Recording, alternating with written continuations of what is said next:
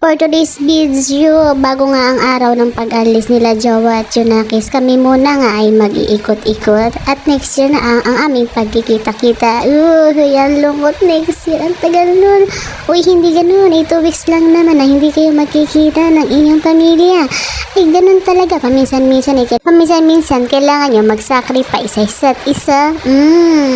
Malayo pa nga ang kanilang pag-alis. Ito, bili na ako kay Jowa. Sabi ko, si Junakis ay kanyang asikasuhin mabuti. Pinadala ko sa kanyang buo. Ay iuwi din niya sana yung buo. Sarot lang. Minsan lang ako mag-voice over. Ang ingay pa ng aking background. Umuulan at may nasigaw pa nga dito. Bakal bote. Marami ang nagtatanong kung bakit hindi daw ako kasama sa Iloilo. Ay sabi ko na may kikasarap mag-isa. Charot lang.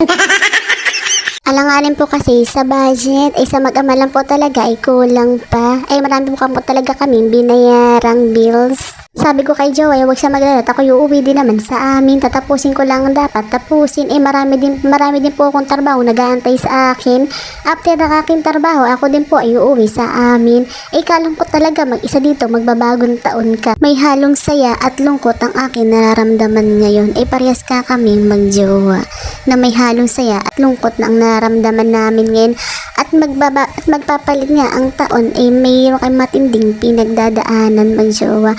Ito nga ang pinagmamalaki ng bayan ng Kabuyaw. Kay gaganda nga naman, kaya nga pala ito dinadaan. Hindi lang to pa ilong, madami dito pati pagkain, kay kasarap. Huwag nyo kakalimutan na magbaon ng pera pag kayo pupunta dito.